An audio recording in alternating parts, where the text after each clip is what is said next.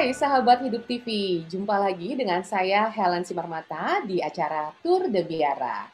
Dan pada kesempatan kali ini saya akan mengajak teman-teman semua untuk berkenalan dan juga berkunjung secara virtual ke Biara FMM atau Fransiskan Misionaris Maria. Dan untuk memperkenalkan kepada kita tentang Biara FMM dan juga mengajak kita berkunjung ke sana secara virtual, saya sudah mengundang Suster Lilia FMM untuk hadir di tengah-tengah kita. Hai, Suster Lilia. Halo. Hai Ibu Helen, selamat berjumpa dan senang sekali rasanya bisa bertemu dengan Ibu Helen dan sahabat Hidup TV semuanya. Terima kasih banyak ya, Suster, sudah bersedia Sama-sama. untuk direpotin. Saya Kami yang hujani dengan berterima WhatsApp. Iya, Ya, teman-teman di Hidup TV ini sudah tidak sabar nih, Suster, ingin mengenal bagaimana Biara FMM ini bisa hadir di Indonesia, juga bisa hadir di Jakarta. Boleh nggak, Suster Lilia, terangkan kepada kami, berbagi cerita, berbagi informasi tentang sejarah dari kongregasi FMM ini, Suster? Oke, baik. Terima kasih Bu Helen. Biar saya berbicaranya terarah, saya akan share screen ya sebaiknya biar sahabat Hidup TV juga bisa menyaksikannya. Oke. Baik sahabat Hidup TV dan Ibu Helen, saya akan memperkenalkan dan menjelaskan apa yang sudah saya bagikan melalui PPT ini. Ini adalah tarekat kami, Fransiskan Misionaris Maria. Kenapa di sini ada 3 bahasa yang berbeda-beda? Ada Inggris, ada Perancis, dan juga ada Spanyol. Karena 3 bahasa ini adalah bahasa tarekat. Jadi bagi seorang FMM sekurang-kurangnya bisa berbahasa salah satu dari bahasa itu. Kalau bisa bahasa Inggris berarti diberi kesempatan untuk belajar bahasa yang lain. Begitu. Tetapi jangan takut bahwa semua itu kita bisa kalau kita mau dan kita belajar. Begitu. Nah, ini adalah pendiri tarekat FMM. Nama kecilnya adalah Helen de Sapotin. Dia seorang Perancis. Dan ketika dia menjadi seorang biarawati, nanti akan ada ceritanya, maka namanya menjadi Beata Marie de la Passion. Disebut Beata karena sudah dibeatifikasi pada tanggal 20 Oktober tahun 2002 yang lalu. Nah, seperti yang saya bilang, sahabat Hidup TV, ibu pendiri kami berasal dari Prancis, lahir di Nantes, Prancis pada tanggal 21 Mei 1839, dan dia dibesarkan di dalam keluarga Kristiani yang taat akan agama. Pengaruh iman kedua orang tuanya itu sangat kuat di dalam diri ibu pendiri kami, Ibu Marie de la Passion. Kami sering menyebutnya adalah Mama Passion. Ibu Helen, kami sering menyapanya Mama Passion. Dan ini adalah rumah Beata Marie de la Passion, rumah keluarganya. Dan di rumah keluarga ini ada tinggal 3 keluarga, yaitu keluarga Beata Marie de la Passion sendiri, lalu keluarga pamannya, serta kakek dan neneknya. Jadi kehidupan bersama sudah dialami oleh Marie de la Passion sejak kecil. Dan kemudian rumah ini diserahkan kepada FMM yang menjadi Biara FMM di Perancis tentunya. Nah, ini secara singkat saya akan menyampaikan atau menceritakan tentang Beata Marie de la Passion. Dia lahir di Nantes, Prancis 21 Mei 1839. Lahir dari keluarga Katolik dan yang sangat taat akan Tuhan. Ayah dan ibunya itu bukan orang biasa, jadi bisa dikatakan adalah orang bangsawan, dan mereka sangat mengajarkan nilai-nilai Kristen atau nilai-nilai Kristiani kepada anak-anaknya. Sehingga nilai-nilai itu sudah muncul dari dalam diri Helen de Sapotin saat itu sejak kecil. Misalnya ibunya itu sangat mengajarkan Helen itu untuk bisa berbagi, mau berkurban kepada orang miskin, memperhatikan orang yang miskin dan yang menderita. Dan itu terpatri benar di dalam diri Marie de la Passion atau Helen de Sapotin pada saat itu. Lalu beranjak dewasa, Marie de la Passion ini dia masuk ke biara Klaris karena memang sejak kecil Marie de la Passion sudah punya cita-cita mau menjadi seorang biarawati.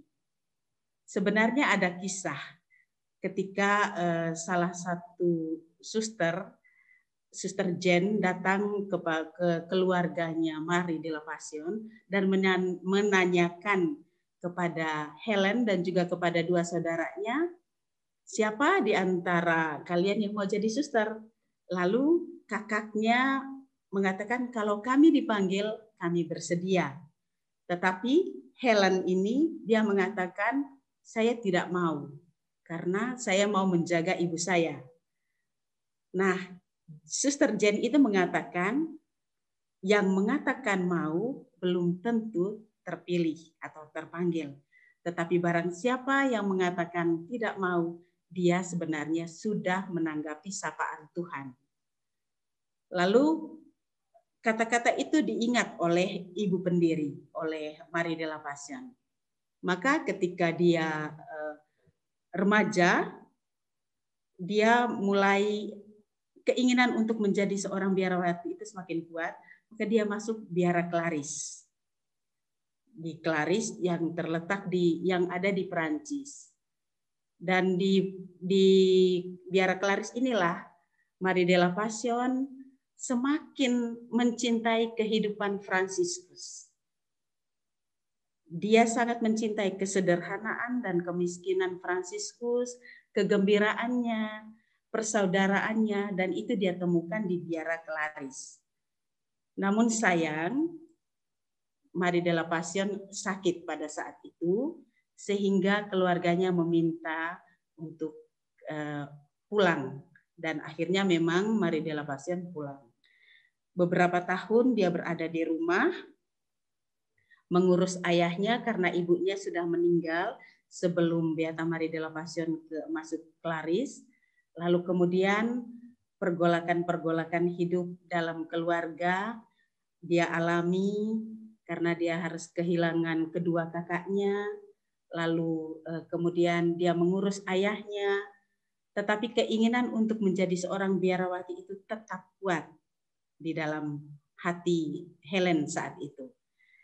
Nah, pada tahun 1864, Helen de Sapotin masuk biara Reparatrice.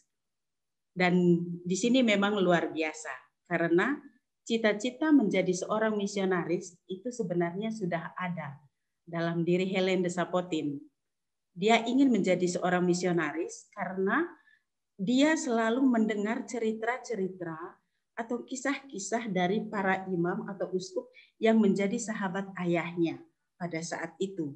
Itu direkamnya dengan baik sehingga dalam hati dia mengatakan bahwa dia mau menjadi seorang misionaris yang tidak terikat pada satu negara karena dia ingin membawa orang-orang tersebut kepada Yesus. Artinya mau mengenalkan Yesus kepada orang-orang selain di negaranya sendiri. Dan ketika masuk biara Reparatrice, saat novis, saat penerimaan jubah, namanya diganti dari Helen de Sapotin menjadi Marie de la Passion. Nah, pada saat itulah Helen de Sapotin atau Marie de la Passion diutus ke India. Diutus ke India pada saat masih novis. Dan pemimpin dari biara Reparatrice ini menemukan suatu hal yang menarik dari Marie de la Passion. Jadi dia terkesan dengan wawasan yang dimilikinya, dengan hidupnya, kesederhanaannya, dan dengan pengetahuan yang dia miliki. Sehingga di usia yang sangat muda, ketika masih suster muda, belum kaul kekal, beliau ini, Marie de la Passion maksud saya, sudah diangkat menjadi pemimpin. Biasanya kalau di dalam biara disebutnya provinsial. Maka Marie de la Passion menjadi provinsial pada saat itu. Dan dia sangat senang karena segala sesuatunya itu dia bisa kembangkan dan juga dia sungguh-sungguh menggunakan hatinya dalam melayani orang-orang yang ada di India. Berjalannya waktu dengan situasi hidup dan dengan situasi negara pada saat itu, Marie de la Passion pada tahun 1876 meninggalkan atau keluar dari tarekat Maria Reparatrice bersama ke-19 susternya. Beliau di dalam sejarah tidak menyampaikan sedetailnya kenapa dan mengapa, hanya mengatakan bahwa beliau keluar karena situasi di India pada saat itu dan juga mungkin dengan masalah-masalah yang ada pada saat itu.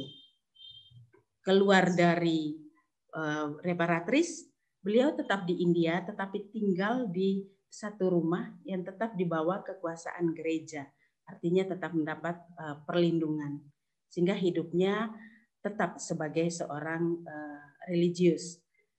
Dan beliau tidak pernah bermimpi untuk menjadi seorang pendiri Sahabat Hidup TV. Beliau hanya ingin menjalankan hidupnya sebagaimana layaknya seorang biarawati. Lalu itu juga merupakan suatu pergulatan yang besar bagi dia. Apakah benar karena keinginan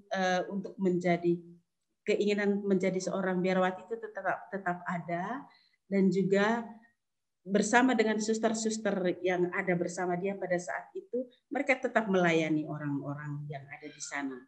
Sehingga pada tahun 1877, tepatnya pada tanggal 6 Januari, didirikanlah tarekat FMM di Ottakamun, India, dengan nama pertama Misionaris Maria. Misionaris Maria karena Beata Marie de la Passion fokus kepada misi, hidup misi, menjadi seorang misionaris.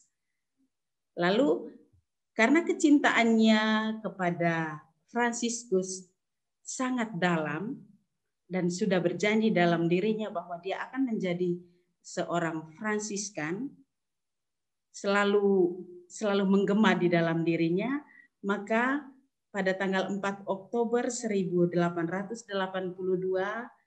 diterima menjadi anggota Ordo ketiga Fransiskus Assisi.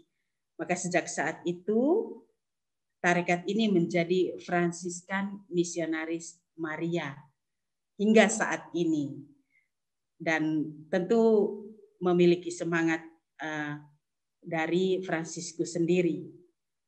Dan kemudian ordo ini atau tarekat ini berkembang begitu cepat pada masa itu.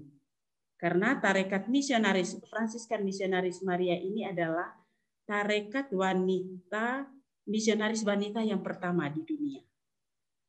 Sehingga begitu banyak pemudi-pemudi yang bergabung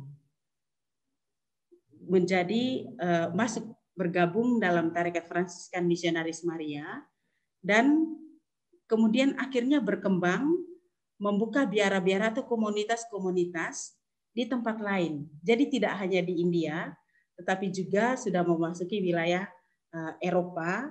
Di Prancis sudah mulai dibuka komunitas-komunitasnya. Lalu kemudian akhirnya berkembang ke seluruh dunia. Pada tanggal 15 November beliau meninggal dunia. Mama Passion meninggal dunia di Sanremo, Italia. Rumah pusat untuk dunia ada di Roma, di Via Giusti. Itu untuk FMM. Dan di sanalah Marie de la Passion dimakamkan. Jadi ada kapel yang kita sebut kapel biru. Di situ ada makam ibu pendiri. Begitu Ibu Helen dan sahabat Hidup TV sekilas tentang riwayat Mama Passion, Marie de la Passion. Nah, kita lanjut ya. Ini ya. Ini adalah foto ketika beliau Marie de la Passion memulai tarekat misionaris Maria yang kemudian menjadi tarekat Fransiskan Misionaris Maria. Nah, ini dia menjadi dasar dari lahirnya FMM. Ini Ottakamun, India. Ini rumahnya kecil dan sederhana sekali. Dan ini ketika Marie de la Passion berada di India dengan pelayanannya dan suster-susternya. Begitu pada saat itu. Nah, ini menyangkut FMM di dunia.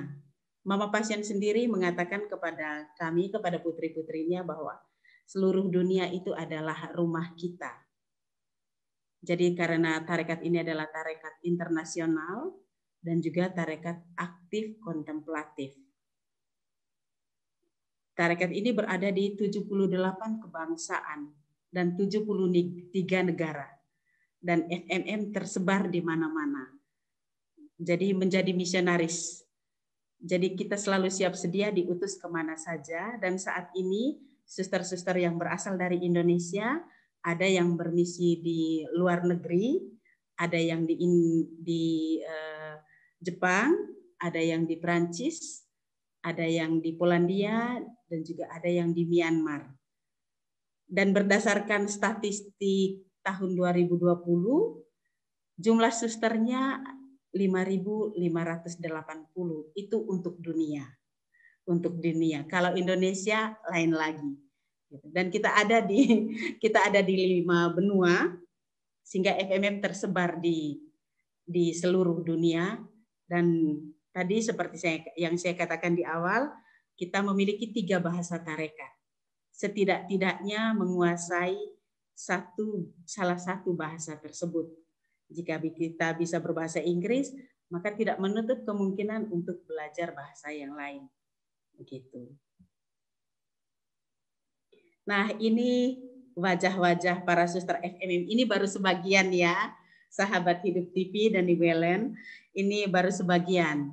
Kebetulan ini kumpul karena ada misa syukur 25 tahun dan 50 tahun hidup bakti.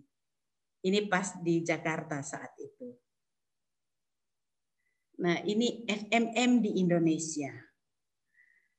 FMM di Indonesia itu memang di sini saya tulis hadir di Rangkas Bitung pertama kali, dan itu 23 Maret 1933. Itu merupakan tanggal bahwa FMM mulai berkarya di Rangkas Bitung secara kanonik. Sebenarnya Ibu Helen dan sahabat Hidup TV, tahun 1922 itu sudah ada permintaan dari Pater Van Lith Yesuit meminta agar FMM hadir di Jawa. Pada saat itu Indonesia masih disebutnya Java ya, Java atau Batavia. Ya. Jadi Pater Van Lith meminta agar FMM hadir. Tapi untuk menangani karya di Indonesia dikabulkan, tetapi tidak menjadi kenyataan. Artinya tidak diwujud nyatakan. Lalu kemudian pada tahun 1930 dari Kongregasi Salib Suci, pastor dari Kongregasi Salib Suci yang dari Provinsi Belanda meminta kepada suster provinsial Belanda, FMM Belanda pada saat itu, Suster Marie Stefana, untuk mengutus misionarisnya ke Indonesia atau ke Java ya pada saat itu, untuk mengutus suster-suster misionaris.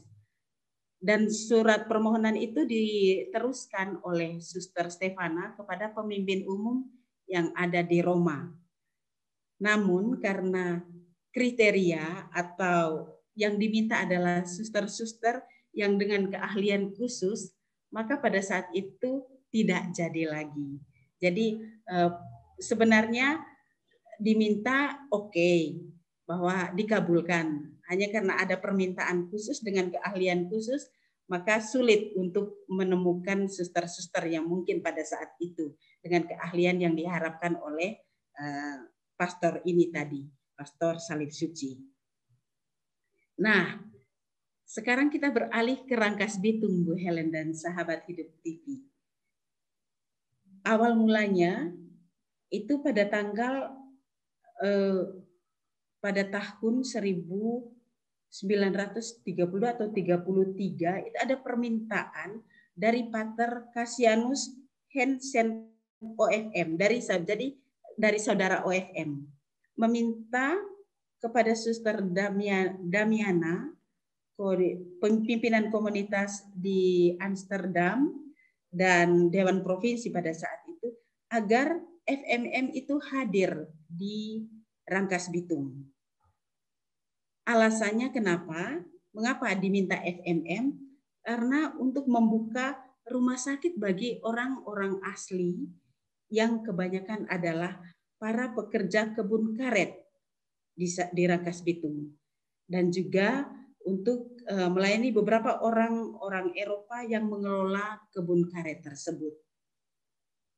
Mereka ini, artinya pengelolanya ini adalah orang-orang yang beragama, saudara-saudara kita yang beragama Kristen Protestan, dan mereka menghendaki agar rumah sakit itu dikelola oleh orang-orang Katolik. Maka FMM diharapkan waktu itu ada satu suster yang perawat. Dan para saudara OFM ini berjanji akan memberikan pelayanan rohani untuk urusan rohani. Saudara-saudara OFM bersedia memberikannya kepada para suster. Dan rumah sakit yang ada di Rangkas Bitung, Rumah Sakit Misi Lebak, itu adalah rumah sakit Katolik pertama yang ada di sana pada saat itu. Kembali ke permohonan tadi, bahwa setelah Suster Damiana menerima permohonan dari Pater Cassianus tadi, lalu beliau meneruskan kepada pimpinan di Roma, dan pimpinan mengabulkannya. Maka diutuslah beberapa suster yang datangnya dari Belanda, dari provinsi Belanda pada saat itu. Jadi ada 6 suster yang datang pertama ke Indonesia, ada 6 suster FMM. 5 suster itu datang dari provinsi Belanda, dan 1 suster misionaris di Sri Lanka. Pada saat itu masih disebutnya Ceylon ya. Jadi dari Sri Lanka atau Ceylon. Nah, ke-6 suster tersebut adalah, yang pertama itu Suster Hildebrand. Beliau adalah seorang Belanda, dan ketika mau diutus ke Indonesia, dia ditunjuk sebagai pimpinannya. Lalu yang kedua adalah Suster Maria Klasina, dia juga orang Belanda dan berada di provinsi Belanda. Lalu Suster Alida dari Belanda juga. Ada Suster Waldeburga, orang Jerman, tetapi bermisi di Belanda. Lalu Suster Altura dari Spanyol, dan Suster Magdalena dari Belgia. 5 suster ini berasal dari satu provinsi, yaitu Provinsi Belanda. Bagi seorang FMM ketika mau pergi ke suatu tempat atau diutus ke suatu tempat, pasti selalu ada upacara perutusan. Maka upacara perutusan bagi ke-5 suster yang di Belanda ini diadakan di Amsterdam pada bulan Januari 1933. Lalu kemudian ke-5 suster ini berangkat ke Roma, tapi secara terpisah, sahabat Hidup TV, karena mereka menggunakan kereta api. Jadi berangkatnya tidak bersamaan 5-5-nya, tetapi terpisah berangkatnya. Lalu di Roma 5 suster ini mendapat berkat khusus dari Bapak Paus dan juga Minister Jenderal OFM. Jadi itu adalah berkat yang meneguhkan seorang misionaris, apalagi yang datangnya dari Eropa. Maka pada tanggal 24 Februari 1933, para suster ini berangkat dari Genoa dengan kapal Belanda. Nama kapalnya itu Johan de Witt, dan mengambil rute ke Jawa atau ke Indonesia, tetapi melewati Sri Lanka karena menjemput Suster Hildebrand yang pada saat itu berada di Sri Lanka. Dan para suster ini tiba di Sri Lanka pada tanggal 11 Maret 1933. Nah, disitulah Suster Hildebrand bergabung dan bersama-sama menuju ke Batavia.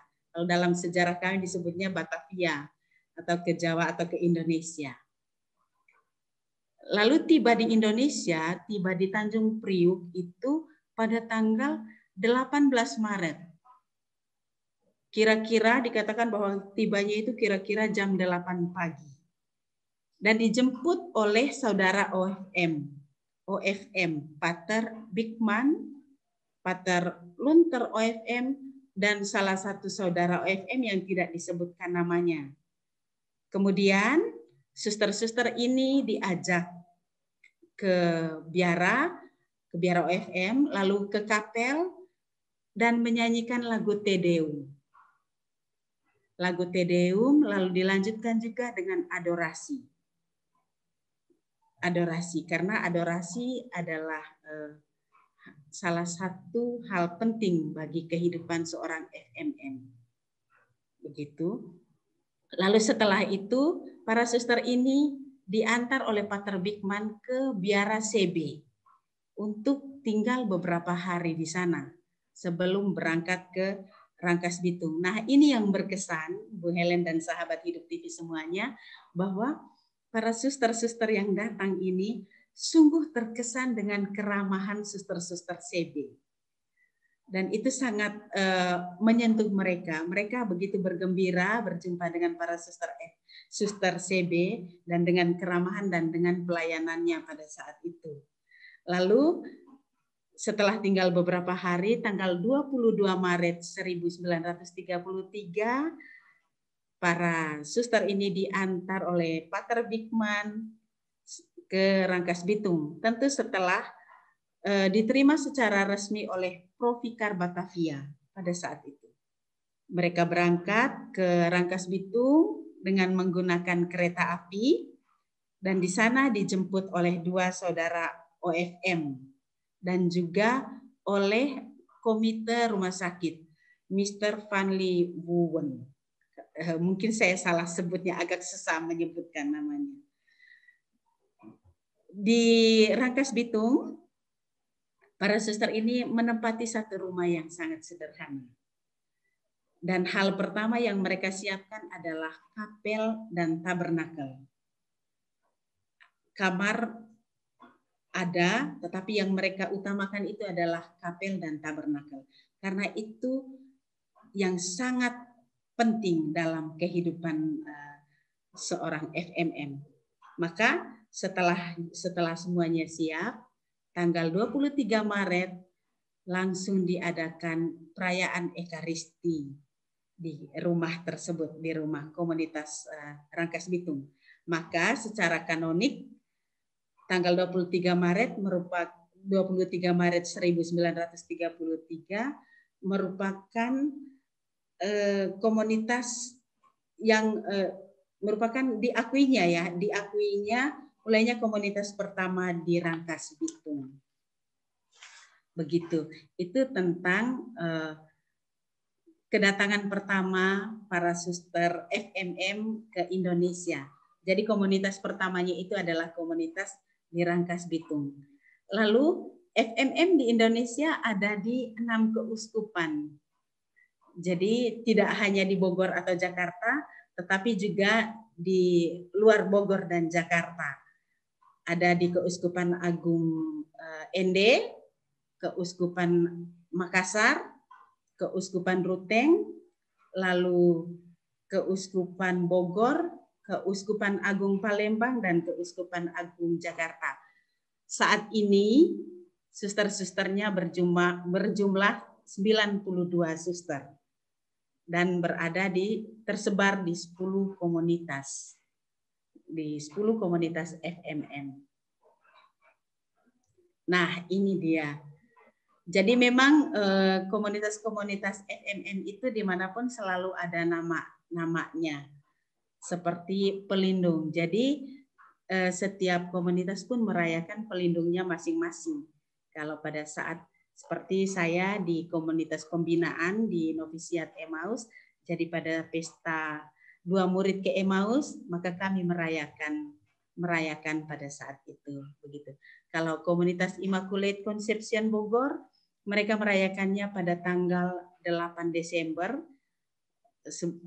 sebagai hari pelindungnya, tanggal pelindung. Nah, di Keuskupan Agung Jakarta itu namanya komunitas Our Lady of Victories. Dan komunitas Keuskupan Agung Palembang kita ada di Sumatera, di Jambi. Satu-satunya yang berada di Sumatera adalah komunitas Jambi, komunitas Our Lady of Providence. Dan berharap semoga suatu saat bisa menambah lagi kalau di Sumatera. Lalu di Keuskupan Bogor kita ada 3 komunitas. Komunitas Immaculate Conception Bogor, Novisiat Emmaus, dan Saint Adolphine Serang yang ada di Serang. Ya. Lalu Keuskupan Makassar ini adalah komunitas baru, Sahabat Hidup TV dan Bu Helen, baru beberapa tahun, komunitas yang masih muda, komunitas Beata Maria della Passion, di Bau-Bau. Lalu di Keuskupan Agung ND kita memiliki 3 komunitas, yaitu Our Lady of Lourdes Bajawa, Saint Francis Soa, dan juga komunitas Bethlehem Batu Api. Dan Keuskupan Ruteng 1 komunitas, yaitu di Pagal, komunitas Nazaret. Jadi disinilah para suster bekerja dan melayani. Jadi ada komunitas-komunitas yang memiliki karya institusi, tapi ada juga komunitas-komunitas yang tidak memiliki karya-karya institusi. Jadi melayani atau pastoral care untuk orang-orang di sekitarnya. Lalu ini adalah karisma FMM. Karisma FMM seperti tadi yang saya katakan di awal juga, bahwa kita mengikuti teladan Santo Fransiskus Assisi sebagaimana yang diikuti oleh Ibu Pendiri, yaitu semangat dari Fransiskus Assisi itu kan mencintai sederhana, miskin, taat, bersaudara, gembira. Maka itulah yang diusahakan oleh para suster FMM atau yang dihidupi oleh para suster FMM. Selalu bergembira, bersahabat dengan siapa saja, lalu bersaudara dengan alam ciptaan. Lalu yang kedua adalah misionaris. Semangat ini semangat yang sudah ditanamkan oleh Ibu Pendiri. Di awal tadi juga ada satu kalimat bahwa seluruh dunia adalah rumah kita. Jadi kita mengikuti teladan Maria yang juga siap sedia kemanapun dia pergi, dan kita juga siap sedia diutus. Kalau hari ini saya berada di sini, saya tidak tahu besok saya diutus kemana. Dan sebagai seorang FMM, saya siap untuk pergi dan taat untuk pergi. Lalu Maria, kehidupan seorang FMM tidak lepas dari Maria. Hidup Maria dalam ece dan fiatnya. Aku ini hamba Tuhan. Kerendahan hati Maria. Dan juga ketaatannya kepada kehendak Yesus, kepada kehendak Bapa, juga membawa Yesus kepada setiap orang yang dijumpai dan dilayani. Nah, karisma yang berikutnya adalah sebenarnya adorasi, ekaristi, dan kurban itu sebenarnya menjadi satu kesatuan. Karena ekaristi adalah pusat hidup seorang FMM. Dan dalam adorasi, kita menimba kekuatan dari Tuhan, lalu kita bagikan kepada orang yang kita layani, dan yang nantinya juga kita kembalikan kepada Tuhan. Itu makna dari adorasi Ekaristi. Dan juga seperti Yesus kita mau berkurban. Berkurban dalam arti sebagai seorang FMM kita siap. Ketika kita diutus kemana saja kita diutus juga kita siap untuk menjadi, bukan menjadi kurban dalam arti yang harafiah, tetapi ada hal-hal yang kita kurbankan. Seperti Yesus menyerahkan diri, taat kepada Bapa. Itu sekilas tentang karisma atau spirit seorang FMM. Dan ini adalah karya dan pelayanan para suster FMM. Jadi memang sebenarnya kalau dikatakan sebenarnya fokusnya kepada apa, karya atau pastoralnya FMM itu kita menyesuaikan dengan kebutuhan dunia, apalagi pada saat-saat seperti ini. Jadi kita ada karya kesehatan, ada di Jambi itu ada Rumah Sakit Santa Teresia Jambi, dan juga ada sekolah TKSD Saverius 1. Lalu kalau karya pendidikan yang lain adalah Sekolah Regina Pacis Jakarta dan Regina Pacis Bogor, itu karya yang besar. Dan sekarang ini ada di Bau-Bau, sedang dalam sudah mulai, yaitu Sekolah Regina Pacis juga, TKSD Regina Pacis Bau-Bau. Dan di Bajawa kita memiliki TK Regina Pacis Bajawa. Dan karya-karya pastoral yang lainnya. Ada yang bekerja terlibat dalam ekopastoral, lalu ada yang mengembangkan atau menghidupkan, meningkatkan daya juang kaum perempuan. Jadi ada suster yang sekarang itu melatih kaum muda, khususnya putri-putri, itu untuk dengan menjahit, dengan memasak, sehingga kan ada sesuatu yang menjadi pegangan mereka untuk bekal hidup selanjutnya. Dan ada karya-karya yang lain kepada orang-orang kecil, lalu pelayanan kepada orang sakit, itu karya dan pelayanan para suster FMM pada umumnya. Nah, ini dia saya menulisnya FMM Picture. Ini Sekolah Regina Pacis Jakarta. Dan ini para suster yang berkarya. Kalau yang foto bawah ini adalah di Flores ini. Di Flores, jadi ada suster yang rutin untuk mengunjungi orang-orang jompo yang ada di sana. Lalu ini kebetulan pada saat pandemi, kita tahu sendiri pada saat pandemi orang-orang dimanapun itu mengalami kesulitan, berbagai kesulitan, maka tergerak dari itu ya kita memberikan apa yang kita miliki. Memberi dari apa yang kita miliki, ya yang ada kita berikan biar serasa dengan orang-orang yang berada di luar. Lalu ada juga kalau yang di atas itu adalah Suster Rensi itu di Bau-Bau itu memberikan pelayanan komuni kepada orang yang sakit. Dan ini suster yang sebelah ini, Suster Yuli, ini di Jakarta, Bu Helen dan sahabat Hidup TV, jadi panen sayur. Jadi memanen sayur dari kebun sendiri. Jadi para suster juga bekerja di kebun gitu. Dan ini Sekolah Regina Pacis Bogor. Di sini mulai dari TK, SD, SMP, dan SMA.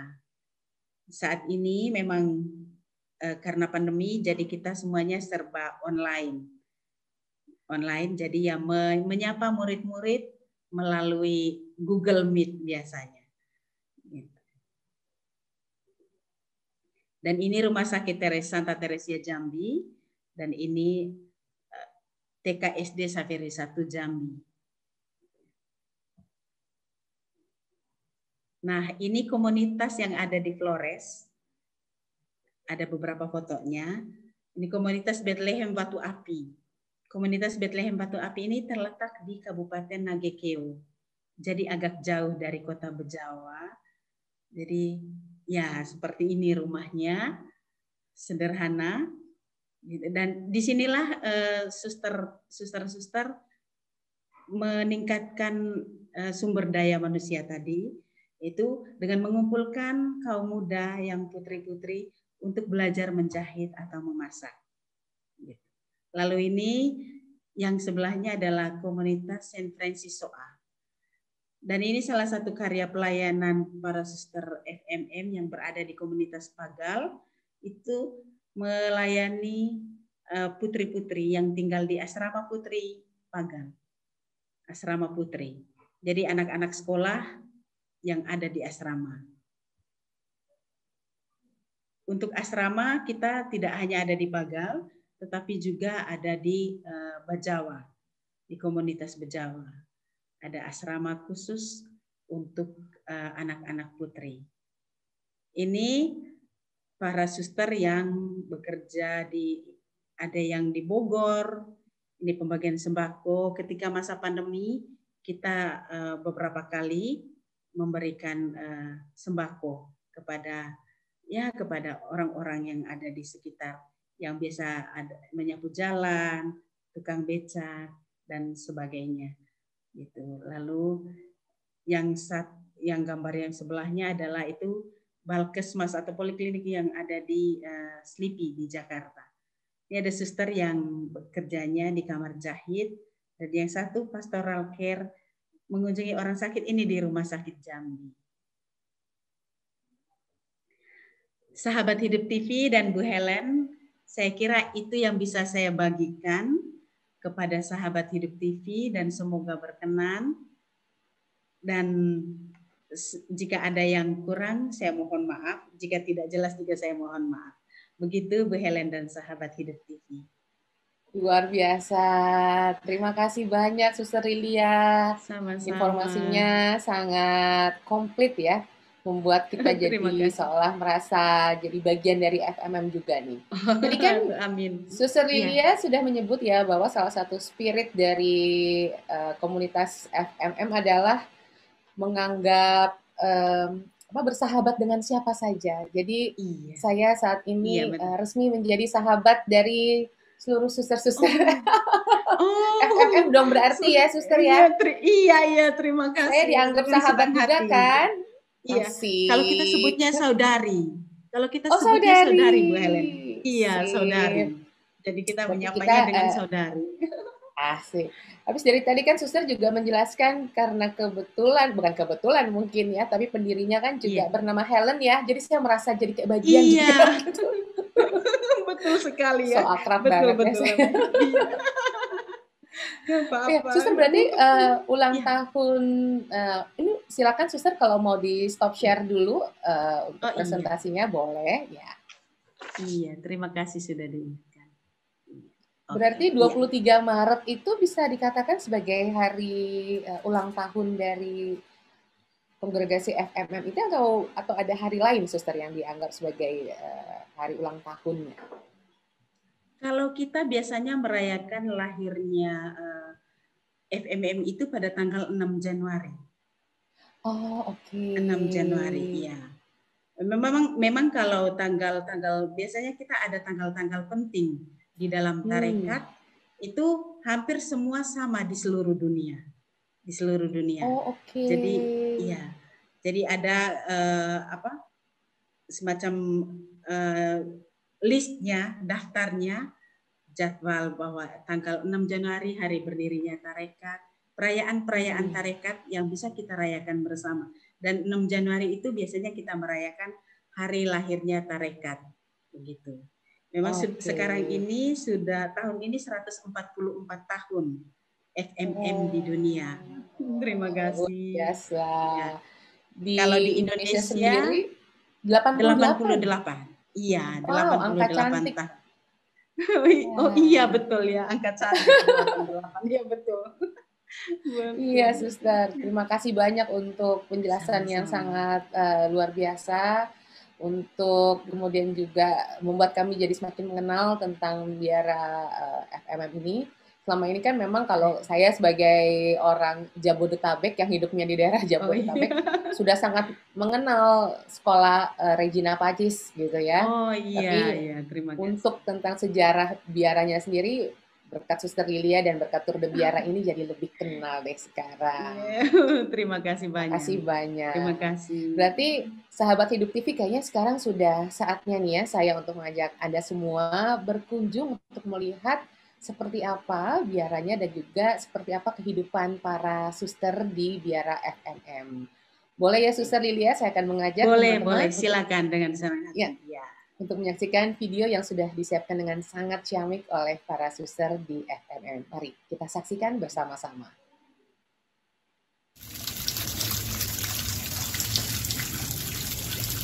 Halo sahabat Hidup TV, selamat berjumpa kembali dengan saya Suster Lili dalam acara Tor de Biara. Saat ini saya berada di Biara FMM. Saya ingin mengajak sahabat Hidup TV untuk berkeliling-keliling di Biara FMM. Mari ikuti saya. Komunitas Our Lady of Victories Jakarta adalah komunitas pusat FMM di Indonesia yang terletak di Jalan Palmerah Utara 1, Selipi, Jakarta.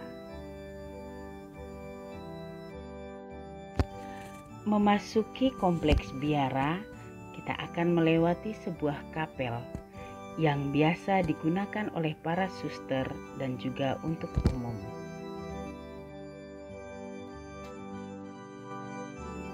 Komunitas ini ada sejak tahun 1952.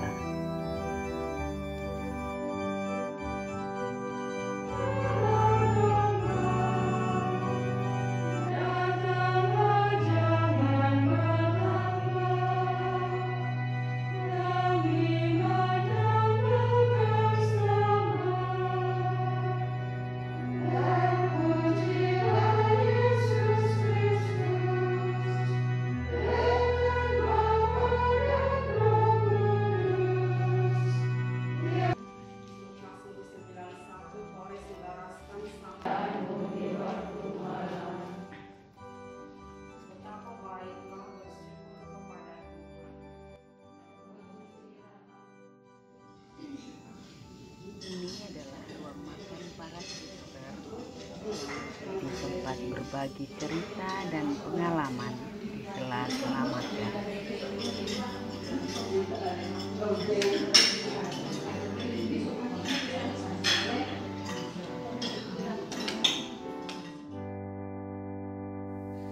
Dapur yang sederhana ini adalah tempat menyiapkan hidangan yang sehat bagi para suster.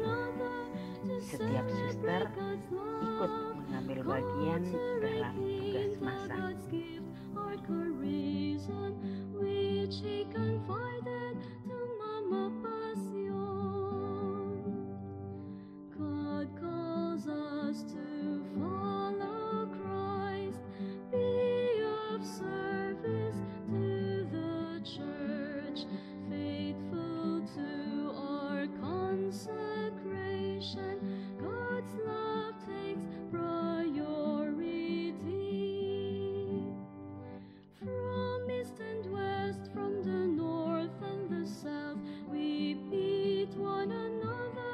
Celebrate God's love, called to rekindle its gift, our charism, which He confided to Mama Passion.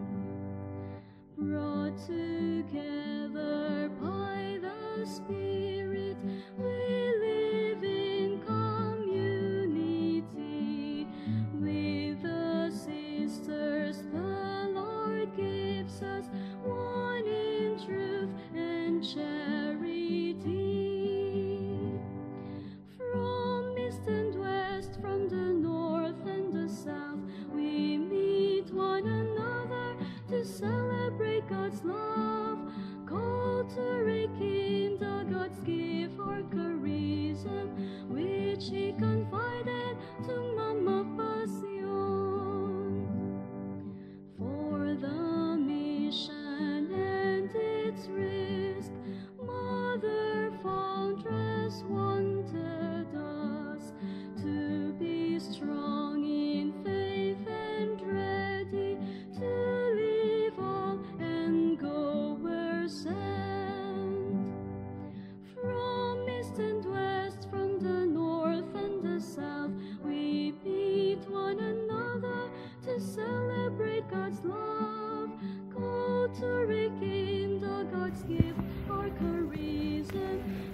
ini saya ingin mengajak sahabat hidup TV untuk mengenal Biara FMM yang ada di Bogor. Mari ikuti saya. Diversity, internationality is the gift of our dear foundress. Let us treasure Komunitas Immaculate Conception Bogor terletak di Jalan Insinyur Haji Juanda II. we meet one another to celebrate God's love.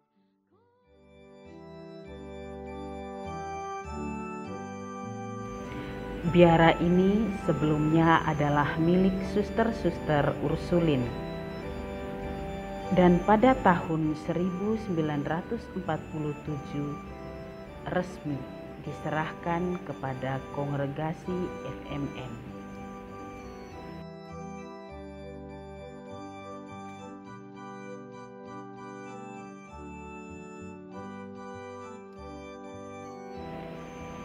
Komunitas Immaculate Conception Bogor berada di tengah-tengah Sekolah Regina Pacis Bogor.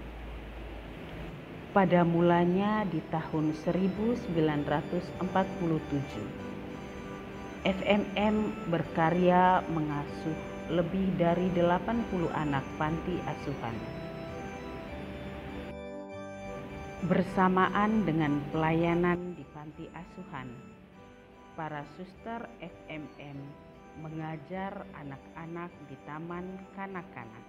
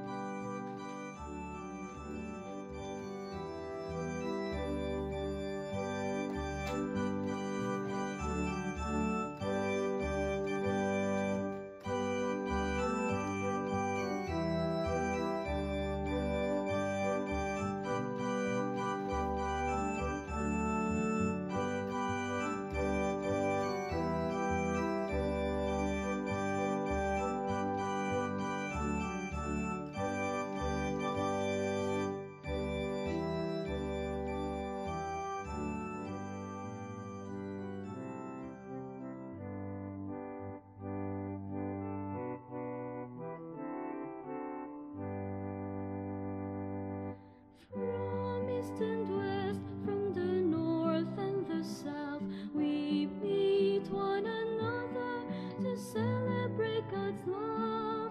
Called to rekindle God's gift, our charism, which He confided to Mama Passion.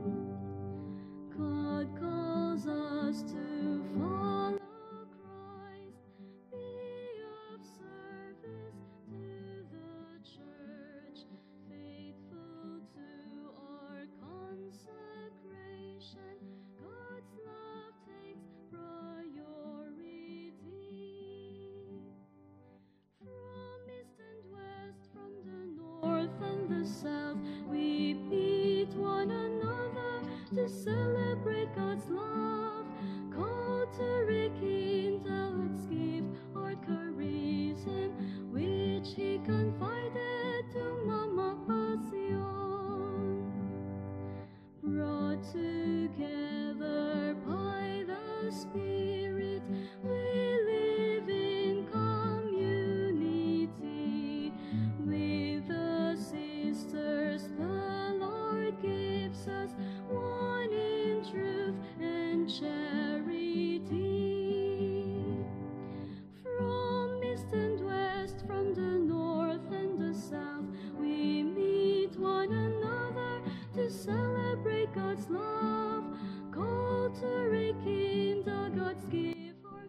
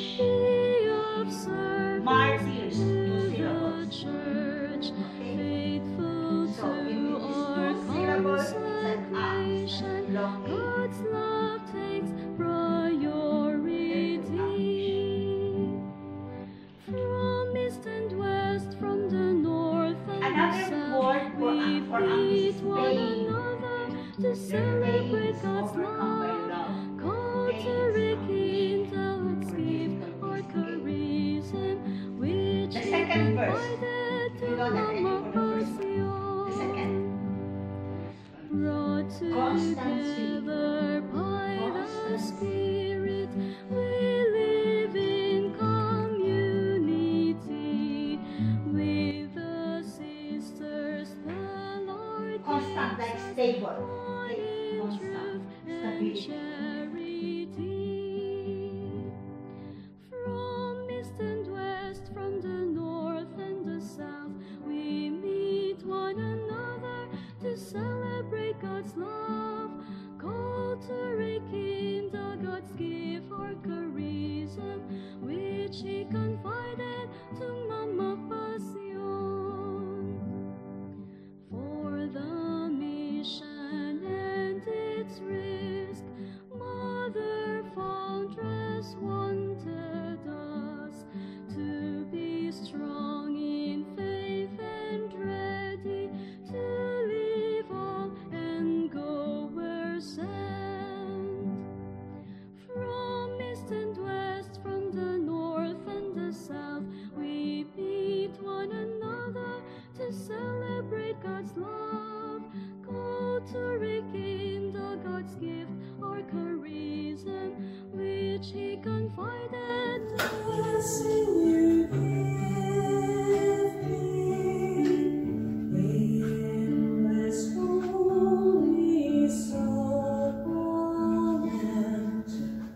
All your glory and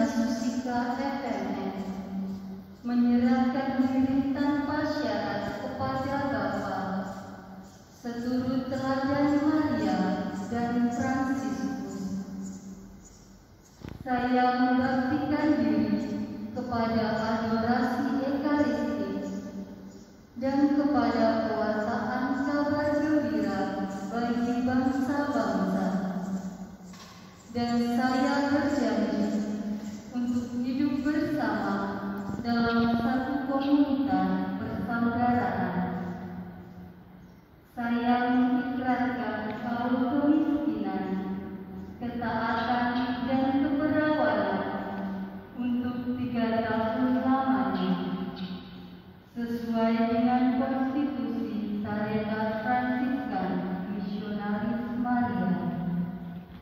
Saya mohon bantuan rahmat Tuhan agar setia kepada pembicaraan ini.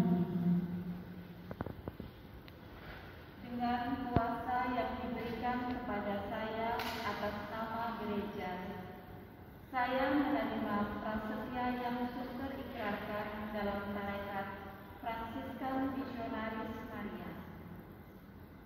Semoga Tuhan mempersatukan persembahan diri suster ke dalam kurban Kristus, dan suster sanggup menghayati dengan sepenuhnya, bersama dengan semua yang ikut ambil bagian dalam kebahagiaan ini. Saya bersyukur atas karunia Tuhan yang telah berkenan.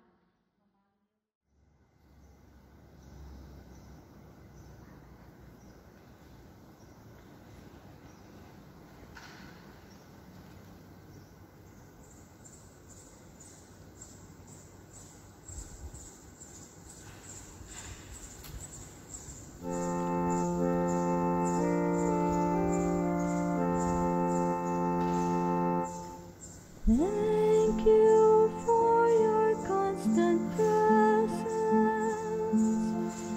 Thank you for your healing touch. Thank you for your caring and Ya, sahabat Hidup TV, itu dia penampakan dan juga penggambaran dari kegiatan para suster-suster FMM di Biara. Ada yang di Jakarta, dan juga tadi kita diajak berkunjung ke Bogor juga ya, suster ya? Iya, betul. Kan betul. memang berdekatan. Nah, Iya. suster, kalau boleh nih, tadi sih sebenarnya sudah mendapatkan gambaran yang cukup jelas lewat video tour virtual yang tadi sudah suster Oke, bagikan iya. juga kepada kami. Tapi boleh dong, biar makin akrab lagi, biar makin dekat lagi, saya pengen tanya-tanya lagi nih. Kepo aja sih boleh, memang boleh. orangnya. Semoga saya bisa menjawabnya ya, Bu Helen. Amin. Itu tadi Ya. di video, suster, ada oratori. Itu ruang apa ya, suster? Oh, iya, iya. Oratori itu sebenarnya satu tempat ya, atau ruangan yang biasanya para suster itu berkumpul. Biasanya pagi hari, setelah perayaan Ekaristi, kita berkumpul di oratori, lalu devosi kepada Bunda Maria. Jadi, kita mengadakan devosi itu bukan di kapel setelah misa atau perayaan Ekaristi, tetapi kita kumpul di oratori, berdoa, lalu menyanyi lagu Maria. Setelah itu, di situ kita tempat menyapa satu sama lain, selamat pagi, selamat melanjutkan aktivitas. Lalu pemimpin biasanya memberikan informasi-informasi penting yang akan terjadi pada hari itu atau hari-hari yang lain begitu. Itu oratori. Biasanya memang kita kumpul di situ. Iya, itu. Oh, Bu oke. Helen. Jadi Iya. memang jadi kayak pusat kumpul juga ya, suster ya, pada Iya, saat betul Tapi- sekali. Iya. pagi aja, suster. Terutama pada saat pagi hari Pagi, ya. biasanya pagi. Kalau kita dari kapel, sebelum kita sarapan, langsung ke oratori, berkumpul dan berdoa bersama. Dan itu petugas liturgi sudah menyiapkan tulisan-tulisan ibu pendiri, dibacakan bagaimana refleksi-refleksi tentang Maria, dibacakan, lalu biasanya juga ada 1 atau 2 kalimat yang dibacakan pada hari itu sehingga menjadi seperti vitamin pada hari itu. Seperti vitamin bagi para suster FMM. Iya, begitu. Jadi suplemennya bukan hanya yang dimakan aja ya, suster ya. Suplemen atau vitaminnya juga Iya. lewat telinga. Nah, tadi kan sahabat Hidup iya, TV juga betul. sudah menyaksikan ya di video ada cuplikan tentang proses belajar bahasa Inggris ya, suster. Tadi memang Oh iya, betul. karena Iya, di betul. presentasi di awal, Suster Lilia Iya. juga sudah menceritakan bahwa tarekat ini memiliki 3 bahasa resmi, yaitu bahasa Iya. Inggris, Prancis, dan juga Prancis dan Spanyol. Spanyol. Iya. Kalau Suster Lilia sendiri bisa bahasa apa, Suster? Saya belajar juga bahasa Inggris. Oh, Ya, kalau mau di-sharing sedikit bahwa sebenarnya kan saya secara pribadi tidak tahu kalau FMM ini adalah tarekat internasional. Jadi yang tahunya bahwa ya saya mau jadi suster karena saya mencintai semangat hidup Fransiskannya itu. Begitu. Ketika masuk, wow, ternyata harus bahasa Inggris. Ya, kita belajar bersama, begitu, belajar bersama. Ya sedikit demi sedikit, setidaknya untuk bisa saling sapa. Dan ketika ada kunjungan suster-suster dari luar, jadi kita tidak hanya mendengar, tetapi juga bisa berkomunikasi. Apalagi dalam beberapa waktu ke depan, kita akan menjadi satu region. Jadi ada negara Korea, Taiwan, Hong Kong, Macau, Indonesia itu menjadi satu region. Jadi ya sekarang ini kita sering komunikasinya itu dengan menggunakan bahasa Inggris. Ya sebisanya, nanti dilengkapi oleh Roh Kudus. Kalau tidak ya bahas. Iya, begitu. Kan nanti pasti dengan terus digunakan atau dilatih, otomatis ya suster akan lebih baik lagi seterusnya. Iya. Ini namanya jebakan yang menyenangkan lah sebenarnya, bermanfaat. Iya, betul sekali. Jadi kita bisa belajar sesuatu apa yang kita tidak sukai di awal, yang dulunya tidak kita sukai, jadi sekarang itu kita cintai. Mencintai apa yang tidak disukai itu memang butuh proses begitu. Iya. Dan rahmatnya itu kita rasakan setelahnya. Seperti itu, iya. Suster, mau tanya lagi nih, Suster. Tadi kan di video juga ada ruangan studio sejarah FMM. Iya, bisa diceritakan nggak, Suster? Itu sebenarnya apakah di setiap biara FMM itu ada ruang studio yang seperti itu, atau hanya di Bogor saja, atau seperti apa, Suster Lilia? Iya, terima kasih. Menarik pertanyaannya. Memang studio sejarah FMM ini itu adanya di komunitas Immaculate Conception Bogor. Kenapa? Karena Bogor ini adalah pusat pembinaan, mulai dari calon, pranovis, novis, lalu sampai pengikraran kaum, begitu. Jadi di dalamnya ada sejarah-sejarah tentang lahirnya FMM, baik di dunia maupun juga di Indonesia, khususnya di Indonesia. Lalu kemudian ada tulisan-tulisan ibu pendiri. Itu juga merupakan studio, jadi sesewaktu suster-suster bisa menyaksikan tentang biara-biara yang ada di luar atau tentang sejarah yang sudah kayak film dokumenter begitu, ada di studio, ya. Dan itu adalah ruang spiritualitas juga. Jadi para suster diberi kesempatan untuk mendalami spiritualitas atau karisma FMM di studio sejarah FMM itu. Tujuannya memang supaya generasi penerus FMM mengenal dan mengetahui sejarah FMM sehingga tidak terputus, begitu. Oke, wah jelas sekali ya, berarti memang karena itu adalah tempat pembinaan, jadi istilahnya ya dalam kondisi masih baru, belum mengenal, jadi bisa lebih mengenal lagi lewat studio sejarah FMM itu ya, Suster ya? Iya, betul sekali. Iya. Betul. Nah, kalau soal kapel nih, Suster, tadi kalau nggak salah saya perhatikan di video kan sebenarnya itu ada beberapa kapel yang terbuka buat umum ya, bisa. Tapi karena pada masa pandemi ini jadinya tertutup untuk umum atau seperti apa, Suster? Kalau dibilang tertutup untuk umum, seperti saya ambil contoh kayak seperti di Bogor. Di Bogor kan sebelum pandemi biasanya siapa saja itu datang. Jadi ada anak sekolah, mereka juga datang dan berdoa di situ. Lalu ada guru, karyawan dan siapa, dan kapel itu selalu terbuka. Dan kita selalu mengadakan pentahtaan sakramen atau adorasi sampai dengan jam 12. Sehingga mengajak orang juga untuk datang berdoa di sana. Gitu. Tapi karena masa pandemi ini, ya kita mengikuti protokol kesehatan juga, ya. Jadi kita menjaga-jaga. Jadi saat ini bukan untuk umum dulu begitu. Jadi ditutuplah sementara begitu. Kalaupun dipakai itu mungkin dibatasi orangnya sesuai dengan apa yang dianjurkan oleh pemerintah. Begitu, Ibu. Jadi memang ada perubahan-perubahan rutinitas atau perubahan-perubahan kebiasaan ya, Suster, karena ada pandemi. Betul sekali. Selain kapel, ada perubahan-perubahan lain nggak, Suster? Perubahan kebiasaan atau rutinitas lain di FMM? Kalau perubahan-perubahan lain itu, kalau dibilang bahwa mungkin waktu untuk diri sendiri itu juga lebih banyak. Misalnya kalau kita di komunitas-komunitas karya, biasanya kan pagi-pagi sudah langsung berangkat. Tetapi ini memang kita diajak lebih masuk ke dalam diri juga. Begitu. Memang setiap hari kita punya waktu-waktu khusus, waktu-waktu pribadi untuk lebih dekat dengan Sang Empunya hidup. Tetapi dengan adanya masa pandemi ini bukan hanya memikirkan diri sendiri, maksudnya kita juga ingat dengan saudara-saudara yang ada di luar.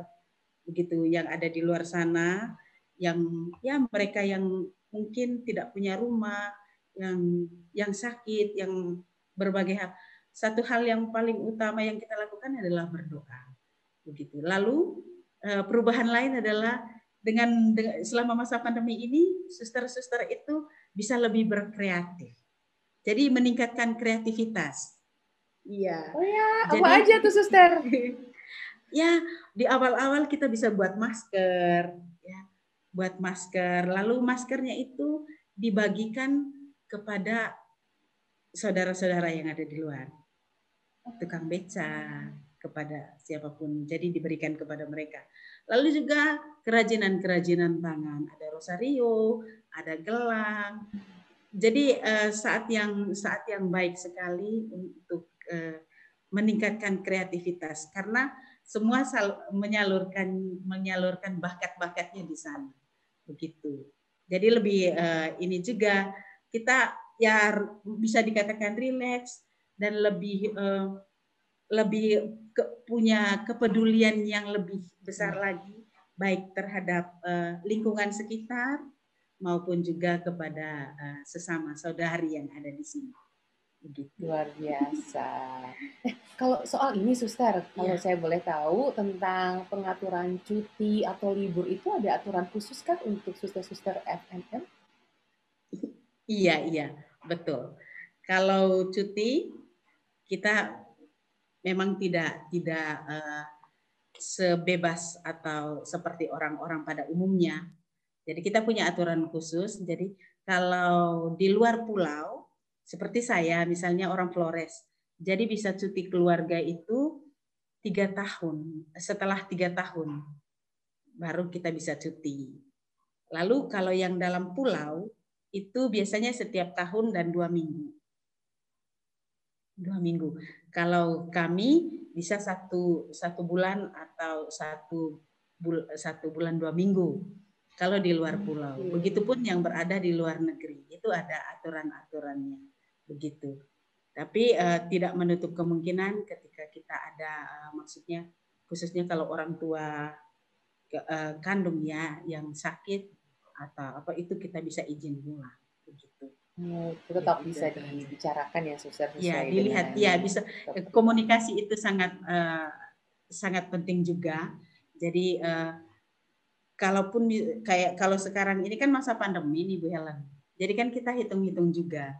Bukan karena tidak mau, tetapi kita tidak mau akhirnya kan kita tidak tahu apa yang terjadi dengan kita, apakah kita ini orang tanpa gejala, betul. Ya jangan sampai kita membawa virus kepada orang lain. Nah itu juga dipertimbangkan begitu. Iya.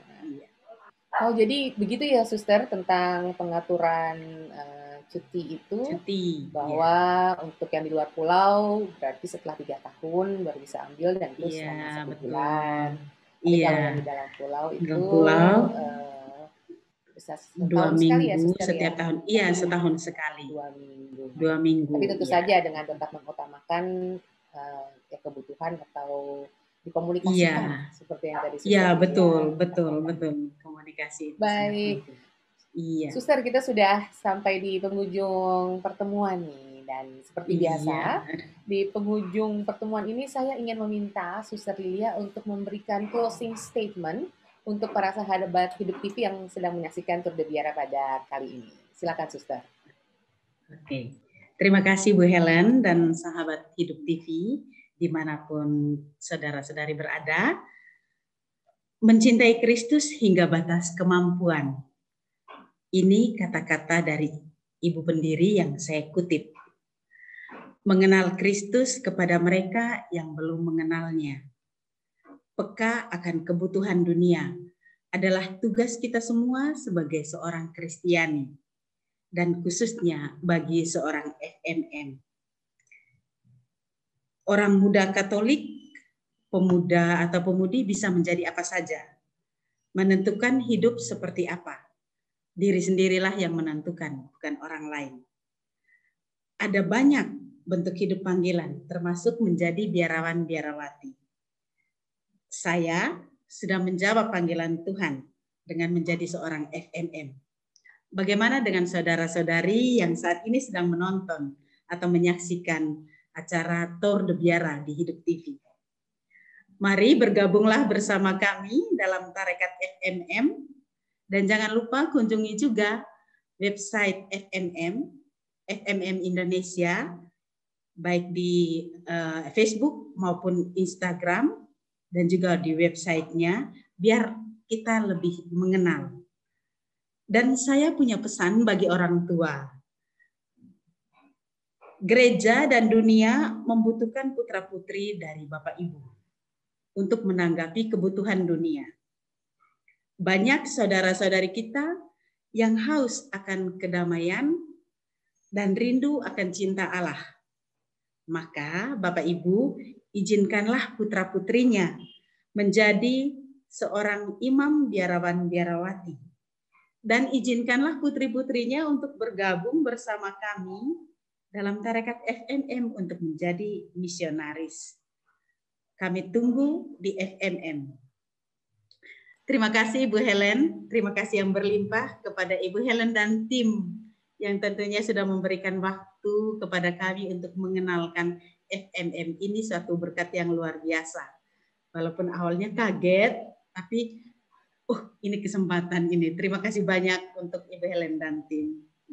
Kami juga terima kasih banyak Suster yang sudah berkenan untuk berbagi cerita dan juga mengajak kami berkunjung ke sana, maupun untuk melihat juga bagaimana kegiatan para suster-suster di sana. Jadi biar kita bisa lebih dekat ya Suster, dan seperti yang tadi Suster katakan dan juga Suster harapkan lewat closing statement tadi, bahwa ya dengan mengenal, mudah-mudahan siapa tahu lewat acara ini, kan kita tidak pernah tahu bagaimana cara Tuhan memanggil ya Suster. Betul Kita sekali. tidak pernah tahu.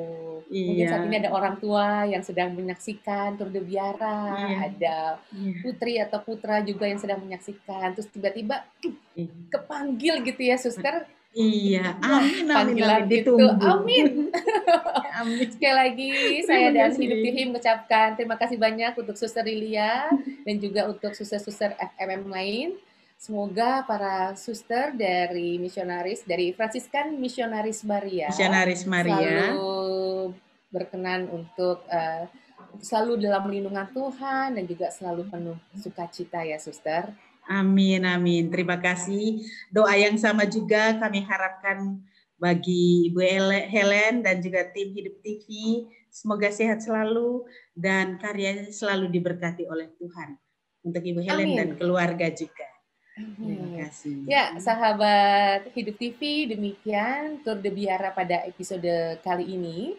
Kita sudah sama-sama berkunjung ke biara suster-suster Fransiskan Misionaris Maria. Tadi kita berkunjung secara virtualnya ke biara ada di Jakarta dan juga di Bogor. Tapi kita juga sudah diajak untuk berkenalan dengan biara-biara FMM di beberapa daerah lain juga di Indonesia. Terima kasih Anda sudah menyaksikan Tour de Biara. Jangan lupa untuk terus menyaksikan Tour de Biara bersama saya, Helen Simarmata. Sampai jumpa. Sampai jumpa. Terima kasih.